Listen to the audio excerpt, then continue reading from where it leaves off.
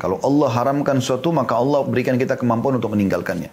Kalau Allah bebankan kewajiban, Allah juga memberikan kemampuan untuk melaksanakannya. Itu penting untuk digarisbawahi. Ya. Jadi jangan selalu bilang syaitannya kuat nih. Enggak, itu enggak benar. Syaitannya lemah. Karena Allah mengatakan inna kaida syaitani kana dhaifa. Syaitan itu lemah. Allahu Rabbi wal Islam dini wa Muhammadan Rasulullah. Saya akan bacakan apa yang disebutkan oleh penulis. Kata beliau, ada kalanya seorang pemuda terjerumus dalam salah satu kemaksiatan. Misalnya kita terjerumus dalam kemaksiatan. Lalu dia berusaha sekuat tenaga untuk membebaskan diri darinya dan mencari faktor penyebabnya. Setelah mencoba, dia merasa bahwa itu tidak dapat dielakkan dan bahwa dirinya terjerambak dalam satu problem yang membutuhkan sebuah solusi. Ya. Lalu dia bertanya dan mengadu kepada orang yang dia temui untuk bertanya kepadanya tentang solusi dari problem tersebut dan obat bagi penyakit tersebut. Nah, jadi ada kadang-kadang orang terjerumus dalam dosa. Dia mau berhenti merokok tapi dia masih merokok juga. Gimana caranya dia mau keluar?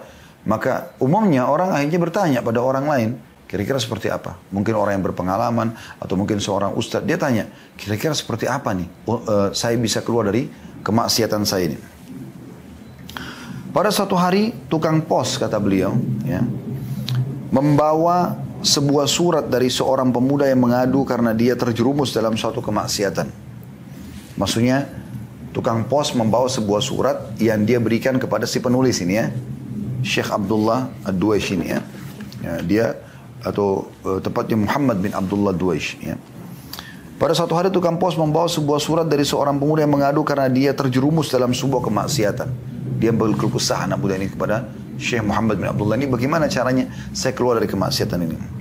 Saya menulis sebuah surat panjang untuknya yang di dalamnya berisi apa yang saya lihat sebagai solusi syar'i baginya. Lalu dia mengirim surat kepada saya sebagai ucapan terima kasih dan penghargaan. Beberapa bulan kemudian tukang pos membawa surat lain untukku dengan tulisan dan problem yang sama, tetapi dengan nama yang lain. Ya. Akhirnya saya tahu bahwasanya dia orang yang sama. Dan saya katakan kepadanya, dia mempunyai solusi yang tersimpan dalam satu hal, yaitu keinginan yang sungguh-sungguh dan tekad yang benar untuk meninggalkan kemaksiatan tersebut. Jadi Syekh Muhammad menceritakan tentang masalah, dia pernah mendapatkan sebuah surat dari tukang pos, anak muda menyebutkan namanya, menyebutkan maksiat yang dia lakukan dan dia minta solusinya. Lalu diberikanlah saran. Beberapa bulan kemudian, ternyata setelah itu dibalas suratnya ucapan terima kasih. Kemudian, tentu ini cerita sebelum ada handphone ya, di masa-masa pada saat orang masih banyak menggunakan surat pos gitu. Kemudian berkatalah Syekh Muhammad ini bahwasanya beberapa bulan yang kemudian datang lagi surat dan kurang lebih masalah yang sama gitu, tapi menggunakan nama yang lain. Maka beliau pun mengetahui bahwasanya orang yang menulis suratnya orang yang sama, masih orang yang sama, tapi terjerumus dalam dosa yang sama lagi. Maka beliau pun akhirnya memberikan gambaran bahwasanya sesungguhnya solusi yang terbaik dalam meninggalkan dosa yang sedang Anda lakukan adalah tekad dan kesabaran. Itu yang dibutuhkan sehingga Anda bisa meninggalkan dosa yang sedang Anda lakukan itu. Kemudian beliau mengatakan, ada sabda Nabi SAW yang berbunyi, "Ma min 'abdin mu'minin illa walahu dzambun ya'taduhu al-fainata ba'da al-faina." Saya ulangi, "Ma min 'abdin mu'minin illa walahu dzambun ya'taduhu al-faina ba'da al-faina, aw dzambun huwa muqimun 'alaihi la yufariqu hatta yufarika ad-dunya. Innal mu'mina khuliqa muftinan tawwaban nasiyan idza dzukira dzakar." Artinya tidak seorang pun hamba yang beriman melainkan dia mempunyai dosa yang dilakukannya dari waktu ke waktu. Jadi ada dosa yang kadang-kadang kita tidak bisa luput darinya, terulang lagi, ya. Atau dosa yang senantiasa berada padanya yang tidak berpisah darinya sehingga dia berpisah dengan dunia. Ya, jadi dari dosa ke dosa yang lain. Jadi sering kali terjadi begitu. Ya. Sesungguhnya orang yang beriman itu diciptakan, kata Nabi SAW, sebagai orang yang diuji lagi banyak bertaubat. Artinya ujiannya banyak. Ada orang diuji karena ini, ada orang diuji karena itu. Ya. Matanya melihat yang haram, telinganya mendengar yang haram, mungkin tangannya menjam yang haram, kakinya melangkah yang haram. Ada saja yang dia lakukan atau lisannya mengucapkan yang haram. Ya. Dan orang mukmin, kata beliau, kata Nabi SAW, diciptakan sebagai orang yang diuji, lagi banyak bertaubat, pelupa, namun jika diingatkan dia ingat. Ya. Artinya bukan berarti ini sifat buruk ya, tetapi Nabi SAW seakan-akan yang menyampaikan pesan kepada kita, tidak ada orang yang suci, orang bisa berbuat salah. Gitu kan? Yang penting kembali kepada hadis Nabi yang lain, ya, semua anak Adam berbuat salah, tapi sebaik-baik mereka adalah yang bertaubat. Ya, dan berusaha tidak kembali kepada dosa tersebut. Dan makna hadis ini bukan berarti Anda berpegang mengatakan, oh kalau begitu hadis Nabi kan jelas masih ada dosa pasti terikat bagi orang beriman. Bukan itu yang dimaksudkan. Artinya orang mukmin itu walaupun dia coba menjaga, ada saja dosa yang mungkin dia tidak sengaja lakukan. Misalnya tidak sengaja dia lihat sesuatu yang haram. Kayak kita di Indonesia misalnya. Bagaimana caranya teman-teman kita luputkan pandangan mata kita dari sesuatu yang haram? Kita bukan berarti selalu melihat ya, tapi mungkin kita sedang jalan ke pasar. Ya. Bukan hanya laki-laki. Perempuan pun misalnya. Pada saat dia sedang jalan dan dia temukan ada ibu-ibu yang tidak pakai jilbab. Bukankah itu kemungkaran? Dia pun tidak boleh melihat itu. Dia tidak boleh membiarkan itu. Tapi kadang-kadang karena sudah ini keadaan negara kita misalnya. Atau keadaan masyarakat. Maka kita menganggap biasa. Ya. Nah ini yang dimaksudkan. Jadi bukan dia sengaja memang memprogramkan seperti orang tiap malam ke diskotik, tiap malam ke karaoke, tiap hari mabuk. Bukan itu yang dimaksud di sini ya. Tapi maksudnya ada keadaan-keadaan tertentu di mana orang beriman sudah coba menjaga, tapi dia masih terjerumus dalam dosa. Maksudnya dia sengaja atau tidak sengaja. Tapi dia berusaha keluar dari dosa tersebut. Ya, dia berusaha keluar dari dosa tersebut. Dan dia bertaubat dari dosa tersebut. Dan mana taubat artinya kembali kepada Allah dan tidak mengulanginya ya. Kemudian juga dia akan mendapatkan pahala di saat itu dengan taubatnya. Ya. Kemudian juga dia lupa, kadang-kadang dia lupa. Kemudian kalau diingatkan dia mengingat. Ini sifat orang beriman. Kata beliau, yang pertama, kendati pun semua kemaksiatan. Jadi ada solusi dari beliau tentang masalah tekad untuk meninggalkan dosa itu. Beliau mengatakan yang pertama, kendati pun semua kemaksiatan mempunyai beberapa sebab dan pendorong, mempunyai pencegah dan solusi, namun solusi hakiki adalah tekad dan kesabaran. Jadi saya ulangi, kendati pun semua maksiat mempunyai beberapa sebab dan pendorong. Misalnya orang tertarik dengan lawan jenis, misalnya orang mendengar yang haram, misalnya orang menjamah, misalnya dan segala macam ya. Mempunyai pencegah dan solusi, tapi dia juga bisa mencegahnya. Namun solusi, ya, dia mencegah misalnya dengan dia meninggalkan. Ini tempat kalau dia lewatin dia teringat masa lalunya, maka dia cari jalan yang lain misalnya. Ya, kan ada saja, dia tinggalkan teman-teman yang buruk, komunitasnya, kan itu. Itu bisa saja terjadi sebagai solusi dalam hidupnya. Tapi beliau mengatakan solusi yang terbaik yang pertama bagi orang yang mau meninggalkan dosa ya, adalah mereka punya tekad dan kesabaran. Bertekad betul, enggak saya harus hijrah, saya harus menjadi orang lebih baik, saya harus berubah gitu kan. Saya harus ibadah. Dia tekankan pada dirinya itu dan kesabaran. Ya, saya pernah jelaskan teman-teman sabar di 3 hal. Sabar dalam mengerjakan ketaatan, karena untuk sholat malam, untuk baca Quran, untuk berzikir, untuk hadir dalam majelis ilmu seperti ini misalnya, untuk segala macam ini butuh kesabaran. Ya. Kemudian juga meninggalkan dosa butuh kesabaran, godaan besar, kita manusia, kita lemah, kita butuh sabar pada saat datang godaannya. Ya. Dan beda pahalanya antara orang yang sedang diuji oleh Allah Subhanahu Wa Taala karena ada godaannya dan dia tinggalkan, dia sabar, dengan orang yang meninggalkan dosa karena tidak ada peluangnya. Ya. Dan yang ketiga sabar terhadap ujian harian. Kata beliau, seandainya seseorang kehilangan kunci mobilnya di padang pasir yang tandus, maka pilihan satu-satunya baginya adalah mencarinya. Ya, di padang pasir yang tandus tidak ada lagi orang situ, kuncinya hilang. Lalu apa solusinya? Dia jalan kaki juga mungkin sulit mendapatkan jalan, maka tidak ada jalan lain kecuali dia harus mencari kunci tersebut. Dan ini pekerjaan yang berat dan sukar, karena bisa saja tertanam ke dalam tanah pada saat itu. Ketika dia bertanya kepada orang yang dapat menunjukkannya untuk memecahkan problemnya, maka dia tidak akan mengatakan kepadanya lebih dari ucapan, carilah dia di tempat kamu menghilangkan kunci tersebut. Mungkin dia akan menjawab, aku telah melakukannya tetapi tidak berhasil.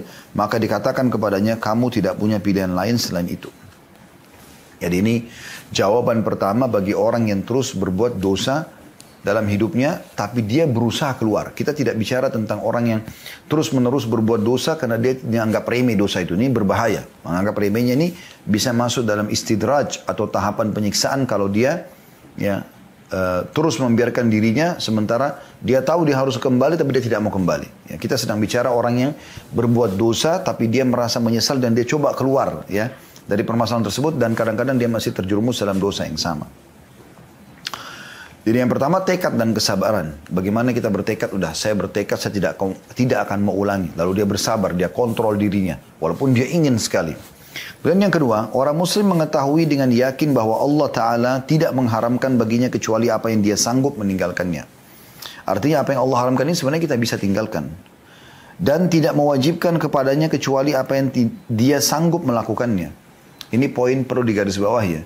Jadi Allah tidak membebankan apa yang haram itu kecuali memang kita mampu meninggalkannya. Seperti misalnya teman-teman Anda pergi karaoke, pergi ke diskotik. Kan Anda mampu sebenarnya untuk tidak ikut. Bisa kan gitu. Anda diajak untuk melakukan minum khamr, minum keras. Anda bisa sebenarnya meninggalkannya. Bukan tidak bisa. Cuma butuh sedikit tekad dan kesabaran gitu ya. Begitu juga Allah tidak bebankan satu kewajiban kecuali Anda sanggup melakukannya. Seperti sholat 5 waktu, puasa Ramadan. Dan sudah pernah kita jelaskan, begitu mudahnya sebenarnya mengerjakan ibadah-ibadah ini. Hitungan menit saja, gitu kan. Kalau sholat misalnya, kalau zikir misalnya, kalau berdoa misalnya. Begitu juga dengan puasa, hanya setahun sekali walaupun sebulan. 11 bulan Anda tidak diwajibkan puasa. Ini kita bicara masalah hal yang diwajibkan ya. Begitu juga dengan zakat, setahun sekali dan bagi yang mampu. Haji sekali seumur hidup bagi yang mampu. Selama perkara itu haram kata beliau, maka Anda pasti memiliki kemampuan untuk meninggalkannya. Ya, ini perlu ditanamkan dalam diri. Tidak ada sesuatu yang berat untuk kita meninggalkan dosa itu gitu. Dan selama itu wajib, maka Anda pasti memiliki kemampuan untuk melakukannya. Ya, jadi Allah begitu memberikan. Kalau Allah haramkan sesuatu, maka Allah berikan kita kemampuan untuk meninggalkannya. Kalau Allah bebankan kewajiban, Allah juga memberikan kemampuan untuk melaksanakannya. Itu penting untuk digarisbawahi. Ya. Jadi jangan selalu bilang syaitannya kuat nih. Enggak, itu enggak benar. Syaitannya lemah. Karena Allah mengatakan inna kaida syaitani kana dhaifa. Syaitan itu lemah. Ya. Jadi yang bergejolak dalam jiwa ini yang harus kita kontrol. Iblis pada saat dia tidak mau sujud kepada Adam. Kan kita tahu sekarang pimpinan syaitan iblis.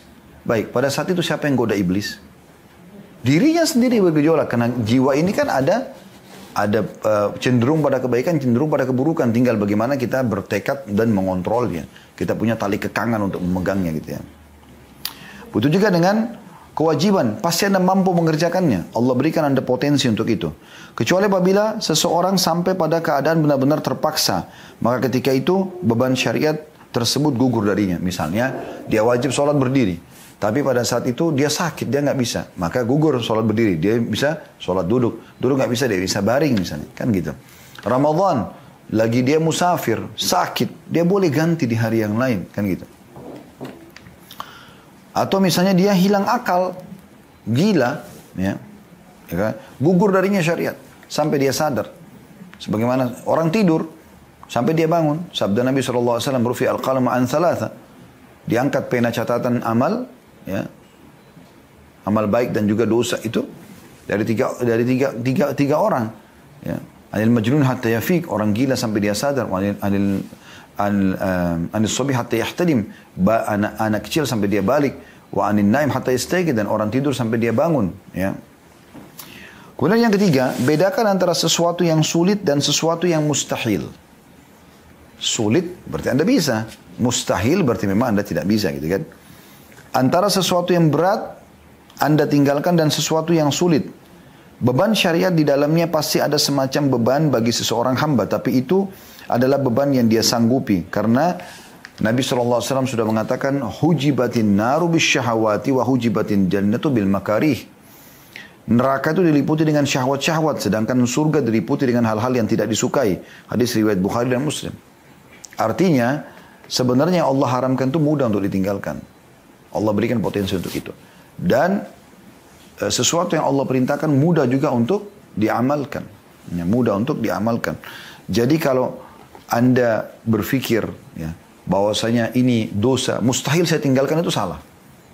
Itu maknanya. Anda pasti bisa tinggalkan. Gitu. Karena Allah tidak haramkan kecuali Anda mampu meninggalkannya. Gitu. Pasti bisa. Cuman bagaimana kembali ke poin pertama, tekadnya. Dan kemudian mulai bersabar. Kata beliau, tetapi seseorang hanya akan diberi pahala karena menjauhi kemaksiatan apabila nafsunya mengajaknya kepadanya.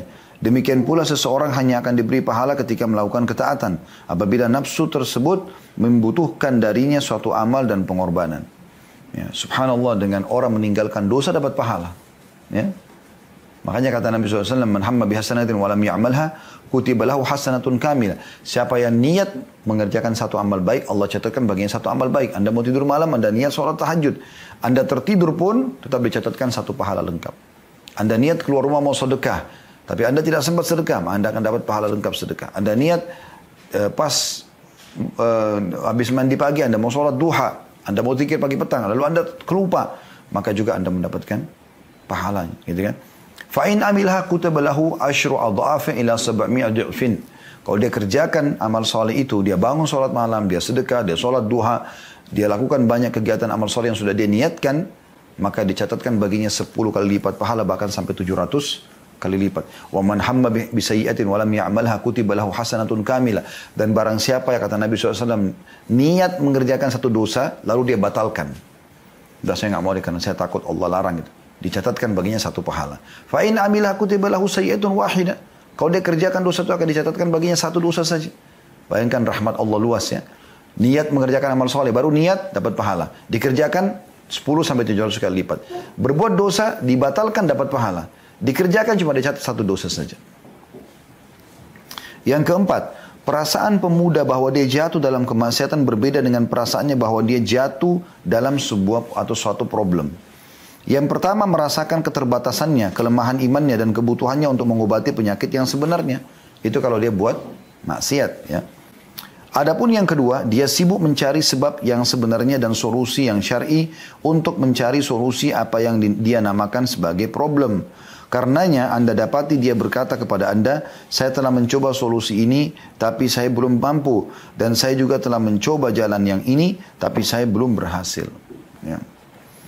Jadi di sini saya ulangi kembali poin keempat ini supaya lebih jelas. Perasaan pemuda yang tadi yang bertanya pada dia nasihatin sekarang, dan ini mungkin bisa jawab buat kita juga, bagaimana keluar dari kemelut dosa gitu kan. Perasaan pemuda bahwa dia jatuh dalam kemaksiatan berbeda dengan perasaannya bahwa dia jatuh dalam satu problem. Dia tahu nggak itu dosa? Kalau dia tahu itu dosa, ini akan lebih mudah dia meninggalkan. Kalau dia tahu itu hanya sebuah problem, misalnya ada orang mencuri di kantor, korupsi, nepotisme dan yang sejenisnya, lalu dia berpikir itu hanya pelanggaran kantor saja, bukan pelanggaran agama. Maka dia hanya butuh solusi. Misalnya, dia negosiasi sama temannya, dia negosiasi sama HRD, dia negosiasi sama atasannya, misalnya dia ajukan surat permohonan maaf, selesai. Dan dia tidak terbebani dengan urusan akhirat. Maka ini beda. Kalau orang merasa itu adalah dosa, ini akan luar biasa efeknya. Karena dia akan meninggalkan kesalahan tersebut, teman-teman, baik diingatkan oleh atasannya, oleh orang tuanya, oleh suaminya, oleh istrinya, oleh anaknya, atau tidak diingatkan, tetap dia akan meninggalkannya. Ya. Kata beliau yang pertama, kalau dia merasakan itu dosa, yang pertama merasakan keterbatasannya, kelemahan imannya dan kebutuhannya untuk mengobati penyakit yang sebenarnya. Sehingga dia sibuk dengan, ini penyakit sebenarnya, sibuk untuk menambah keimanannya. Supaya dia terdongkrak untuk meninggalkan dosa tersebut. Adapun yang kedua, kalau dia hanya anggap ini adalah sebuah problem, dia sibuk mencari sebab yang sebenarnya, dan kalau dia beriman, dia akan cari solusi syar'i untuk mencari solusi bagi apa yang dinamakan sebagai problem. Karenanya Anda dapati dia berkata kepada Anda, saya telah mencoba solusi ini tapi saya belum mampu. Dan saya juga telah mencoba jalan yang ini tapi saya belum berhasil. Jadi kalau ada orang menganggap onaninya, ya, berzinanya, ribanya adalah sebuah problem biasa saja, ya, maka dia hanya minta solusi. Misalnya dia pindah ke perbankan syariah, misalnya dia menikah gitu-gitu kan. Itu beda. Tapi kalau dia anggap itu adalah sebuah dosa, dia akan meninggalkan, teman-teman sekalian, ada solusi atau tidak ada solusi. Karena dia tahu ini adalah kesalahan. Dan ini yang dibutuhkan sekarang. Untuk meninggalkan dosa itu bukan kita anggap sebuah problem, tapi kita anggap itu adalah kemaksiatan kepada Allah SWT. Kata beliau benar, tidak ada raguan lagi bahwa ada perkara-perkara tertentu yang dapat dijadikan seorang hamba sebagai nasihat atau pelajaran untuk membebaskan diri dari kemaksiatan tersebut. Kendati demikian, perkara tersebut tetap tergadai dengan adanya tekad yang jujur. Dan tanpa keberadaannya tidak mungkin langkah-langkah tersebut dapat membuat sesuatu yang dapat dibanggakan. Artinya, kembali lagi kepada poin pertama di sini, beliau menekankan tentang masalah bagaimana seseorang itu punya tekad yang benar. Jadi gini, teman-teman sekalian, menjadi orang beriman itu indah. Indah sekali. Ya. Karena kita penuh dengan kejujuran, ya, syukur, berterima kasih. Ya, kita menjaga hubungan kita sama Allah, menjaga hubungan kita sama makhluk. Ya, dan kita tahu kalau kita menjadi orang beriman dan kembali ke jalan Allah, kita akan menjadi orang baik karena jujur, amanah, tanggung jawab, bakti sama orang tua, jenguk orang sakit, bantu orang susah. Semua itu kita sibuk kerjakan, gitu kan, kebaikan-kebaikan, dan kita mengejar keutamaannya. Sementara, ya, kalau kita di sisi lain juga kita meninggalkan kemaksiatan, kita meninggalkan bohong, kita meninggalkan ganggu orang, mencuri, riba dan segala macam. Jadi kita jadi orang yang baik. Ya.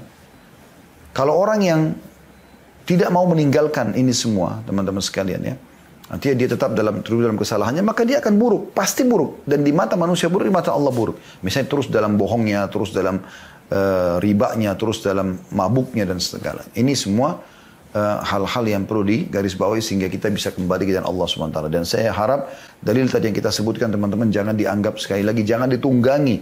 Ya, dikatakan bahwasanya itu kan ternyata Nabi SAW mengatakan orang beriman tetap akan terjerumus dalam sebuah dosa yang dia tidak berpisah dengannya kecuali pada kematian. Ini dan dia kemudian membiarkan dia tetap dalam ribanya, membiarkan dirinya dalam kebohongannya dan seterusnya karena menganggap ini yang difahami dari hadis. Padahal keliru. Sudah kami jelaskan. Maksudnya adalah orang beriman itu bisa saja dia terjerumus lagi dalam dosa yang dia sengaja atau tidak sengaja, tapi belum tentu dosa yang sama. Ya, kan? Cuman dia selalu berkecamuk dalam jiwanya untuk kembali ke jalan Allah SWT dan beliau coba memberikan solusi itu. Teman-teman sekalian, ada beberapa contoh dari orang-orang beriman yang menikmati keimanannya dan sebagaimana saya katakan tadi sebenarnya nikmat sekali orang menjadi orang beriman itu dan bagaimana Anda terus saja telusuri dan Anda menjalin terus hubungan baik dengan Tuhan Anda. Saya sebelum menyampaikan kisah-kisah ini, sebenarnya kisah ini sudah pernah kami sampaikan di beberapa judul di YouTube ya. Tapi saya sarankan tetap kembali dan sering dengarkan ceramah kami di playlist. Kenalilah Tuhanmu kau akan bahagia. Saudaraku inilah pondasi agamamu. Saudaraku inilah rahasia rezekimu. Ya. Ini semua judul-judul yang insya Allah mudah-mudahan bisa ya kita jadikan sebagai pemicu untuk lebih dekat kepada Allah Subhanahu Wa Taala. Dan juga ada indahnya menjalin hubungan dengan Sang Pencipta ya. Ada kisah Muhammad bin Sirin rahimahullah, ini kisah sudah pernah kami sampaikan tapi saya ingatkan kembali karena saya sangat tersentuh dengan kisah ini, saya sangat tertarik itu. Muhammad bin Sirin seorang ulama tabi'in yang sangat masyhur dan beliau seorang pengusaha yang sukses gitu. Dan ini satu contoh yang positif ya, bahwasanya seorang dai, seorang ulama ya, seharusnya punya kreativitas ya, menunjukkan bahwasanya dia bisa hidup, bisa menjadi contoh bagi masyarakat. Jadi bukan cuma dalam masalah sholat, puasa, ya, tapi dalam banyak hal diantaranya juga berbisnis misalnya, ya. Dia punya tunjukkan yang terbaik dan dia tinggal menguasai kok, dia tinggal coba belajar ilmunya, ya. Kami coba buka restoran, alhamdulillah, coba dipelajari pelan-pelan dan berhasil, ya. Kita coba buka travel, bukalah sesuatu teman-teman dan coba pelajari sehingga kita bisa punya kreativitas. Dan itu kita dicontohkan oleh banyak orang. Di antaranya Nabi SAW yang pimpinan setiap orang beriman. Bagaimana beliau SAW dari umur 8 tahun sampai 21 tahun, ya, itu beliau menjadi pengembala dan itu pun dibayar jasanya karena beliau mengembala dombanya orang-orang Mekah ya. Jadi kalau kita hitung kurang lebih ini sekitar 11 tahun ya, sekitar 13 tahun beliau menjadi pengembala kambing ya, dari 8 tahun di bawah naungan pamannya Abu Talib setelah kakeknya meninggal Abdul Muttalib sallallahu alaihi wasallam, beliau menjadi pengembala kambing sekaligus upahnya untuk membantu pamannya yang beliau numpang di rumahnya. Kemudian dari umur 21 tahun sampai umur 40 tahun menjadi nabi. Ini lebih lama ya, 19 tahun beliau menjadi seorang pengusaha. Dan ini umur ini yang jarang disentuh oleh banyak kaum muslimin. Ya, mereka melupakan itu. Mereka kebanyakan cuma mengambil sisi dari ibadah Nabi SAW saja dan melupakan bahwasanya beliau terkenal juga sebagai seorang pengusaha yang sukses dan bagaimana beliau banyak memotivasi kaum muslimin agar jangan ya bergantung pada orang kecuali pada waktu keadaan dan waktu tertentu saja. Tapi lebih baik mereka coba berkreativitas. Karena semua orang punya waktu yang sama. 24 jam, punya 2 mata, punya 2 telinga, punya 2 tangan, punya 1 hati dan jantung. Kenapa? Kenapa mereka bisa, kenapa kita tidak bisa? Ya. Harus kita bisa membangun dalam diri kita sebuah motivasi besar, ya, sebuah harapan besar, angan-angan yang positif. Itu boleh dalam Islam, ya, supaya kita menjadi orang yang berhasil ya. Paling tidak kalau Anda mengejar angka 10, mungkin Anda akan dekat dari itu 7, 8, Anda sukses 9 ataupun 10 langsung gitu kan. dan bagaimana para sahabat Nabi memiliki semangat yang sangat besar dan para salafus saleh juga seperti itu. Nah, Muhammad bin Sirin ini beliau seorang pengusaha yang sukses dan beliau pernah beli satu kios di pasar dan beliau teman-teman sekalian karena beli kios di situ maka orang banyak datang beli juga di sekitarnya, jadi ramai pasar itu gitu kan. Ini di wilayah Irak ya. Dan beliau terkenal dengan ahli ta'wil mimpi sebenarnya rahimahullah. Yang jelas Muhammad bin Sirin rahimahullah ini bukalah toko berdagang. Di antaranya beliau jual madu, jual kacang-kacangan, ya, keju dan seterusnya. Nah, satu waktu dan orang banyak membeli toko di sekitar beliau karena kalau Muhammad bin Sirin ya, ada di situ maka mereka mudah untuk konsultasi masalah agama, ya. Dan juga mereka sebagaimana ulama umumnya kita senang melihat mereka, melihat saja sudah kita merasa senang, ya. Sampai kata Ibnu Qayyim rahimahullah ini dalam poin yang lainnya mengatakan kami kalau merasa iman kami lemah kami datang melihat Ibnu Taimiyah, dengan melihatnya saja guru kami sudah merasa bertambah iman karena mereka orang yang dekat kepada Allah Subhanahu wa taala. Yang jelas Muhammad bin Sirin rahimahullah ini juga seperti tanda kutip ya dinobatkan oleh orang-orang pasar, apa yang Muhammad bin Sirin beli mereka beli, terutama dari makanan ya. Kenapa sih Muhammad bin Sirin ini seperti kalau kita sudah majelis fatwa ya, kalau beliau lakukan berarti beliau sudah berhati-hati dari hal yang haram. Yang jelas teman-teman sekalian, beliau punya kisah unik ya. Pernah satu kali ada orang datang belanja di toko beliau dan orang ini karena asyik ngobrol, dia lagi pegang sebuah barang gitu kan. Dan barang ini harganya 2 dirham gitu. Maka berkatalah ya, pada saat itu Muhammad bin Sirin pada saat dia mau keluar, wahai saudaraku, barang yang sedang kamu pegang itu belum kamu bayar, 2 dirham itu. Maka kata dia, saya sudah bayar. Kata Muhammad bin Sirin, demi Allah kau belum bayar. Karena kios berdekatan orang dengar, akhirnya mereka dengar, sumpah Muhammad bin Sirin ada apa nih, kenapa Muhammad bin Sirin sumpah nih, gitu.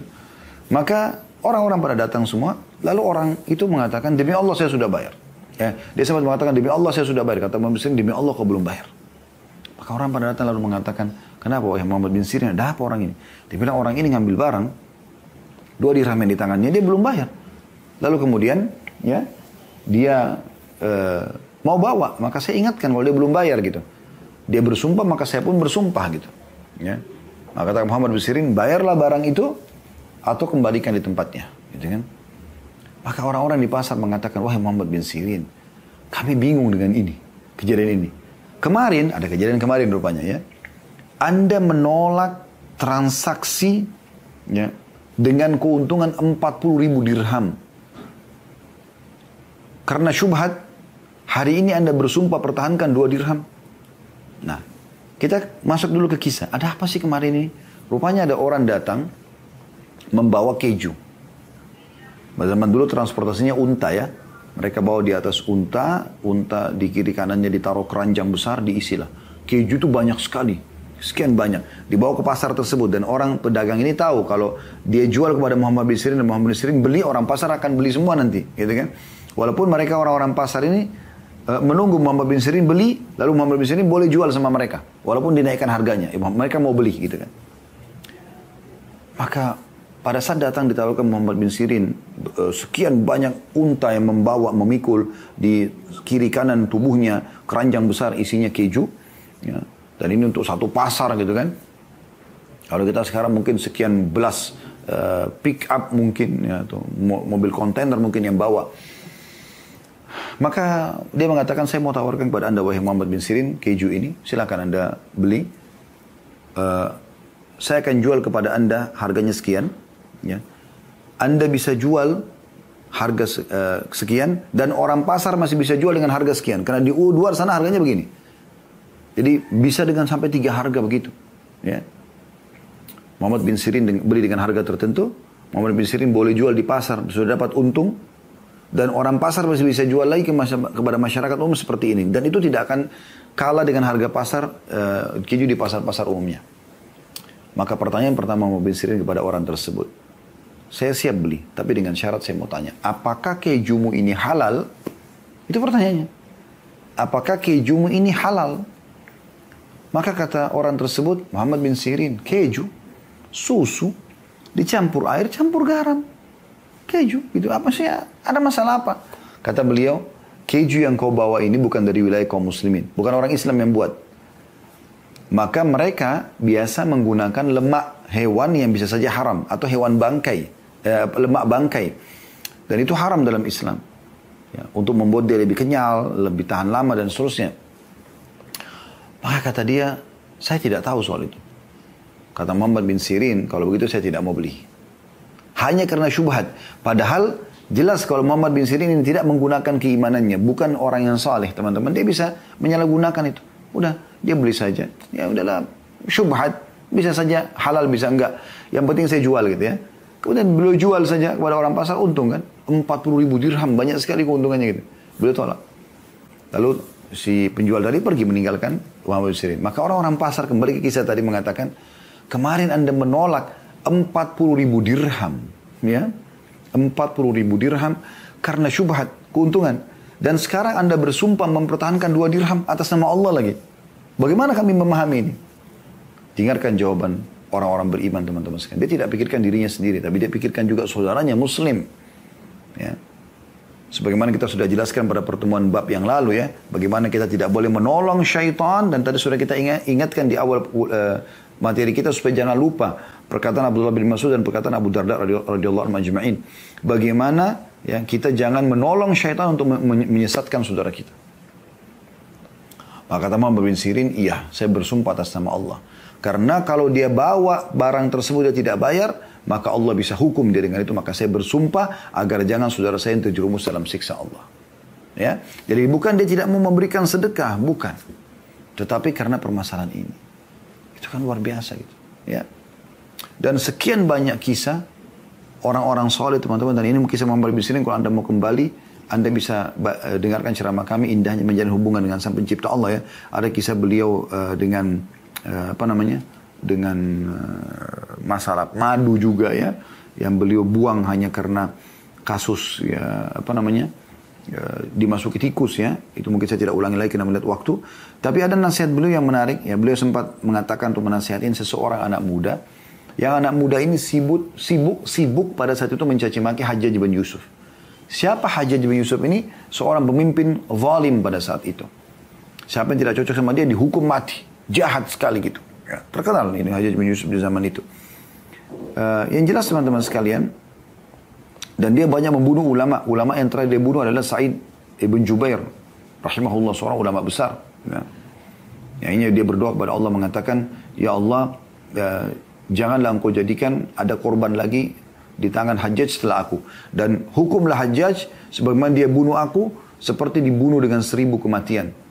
Maka setelah dia mati, Sa'id bin Jubair rahimahullah, Hajjaj selalu setiap malam tidak bisa tidur dan selalu teriak mengatakan, Sa'id membunuhku dengan 1000 bunuhan. Sampai dia meninggal dalam keadaan seperti itu. Yang jelas teman-teman, ada orang mencaci maki Hajjaj ini. Maka begitu Muhammad bin Sirin lewat, lalu dia pegang tangan orang itu. Apa yang dia katakan? Padahal Hajjaj orang zalim pada saat itu ya. Tapi perhatikan bagaimana para salafus saleh melalui hidup mereka dengan keimanan, dan bagaimana nikmatnya iman itu mengontrol dan mengawasi perilaku dan sikap seseorang. Dia mengatakan, sah ya bena akhi, diamlah wahai saudaraku, yang tadi sedang caci maki Hajjaj ini.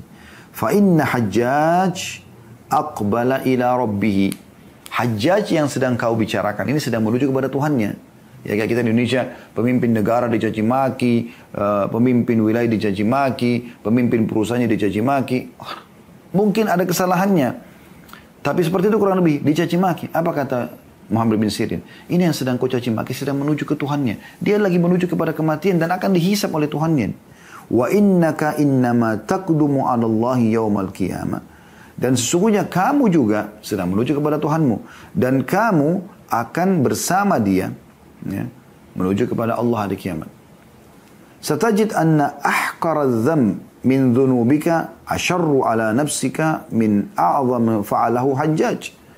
Dan pada saat nanti kau sedang dihisap sama Allah, maka kau akan temukan pada saat itu dosa terkecilmu lebih berat daripada dosa terbesarnya Hajjaj. Di saat kita sedang dihitung atau dihisap oleh Allah SWT.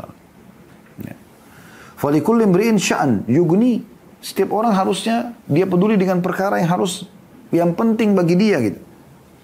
Wa'lam anna Allah azza wa jalla sayakhtassu minal hajjaji mimman zalamahum. Tapi ketahuilah dan sadarilah bahwasanya Allah pasti akan memberikan pertolongan kepada orang-orang yang telah dizalimi oleh Hajjaj. Akan ambil haknya di dunia ataupun di akhirat. Wa yakhtassu lil hajjaji mimman yadhlimunah. Tapi jangan lupa Allah juga akan menolong Hajjaj, memberikan haknya dari orang-orang yang menzaliminya. Sekarang Hajjaj menzalimi orang, lalu kau caci maki sekarang. Baik, cacianmu ini kau berdosa kepada Allah melalui Hajjaj. Hajjaj ini punya hak. Kenapa kau caci maki dia? Kenapa kau tidak doakan saja kebaikan? Gitu kan?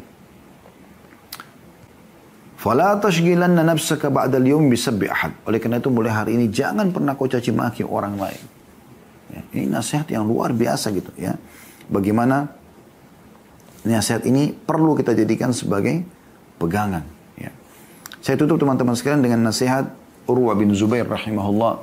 Ya. Beliau mengatakan kepada anak-anaknya, ya baniya ta'allamul ilma wa'tuhu haqqah. Wahai anak-anakku, belajarlah ilmu agama itu dan berikan waktu untuk itu. Innakum in takunu sighara qaumin fa'asallahu an yaj'alakum bil ilmi kubara'il qaum. Kalau seandainya hari ini kalian tidak dikenal, maka dengan ilmu Allah akan jadikan kalian orang terkenal. Karena ilmu agama dibutuhkan. Ya. Wa saw'ata hal fid dunya akbahu min syaikhin jahil. Beliau mengatakan, sungguh menyedihkan. Apakah ada sesuatu atau seseorang yang lebih buruk dari seorang yang sudah sangat tua lalu bodoh dalam agama?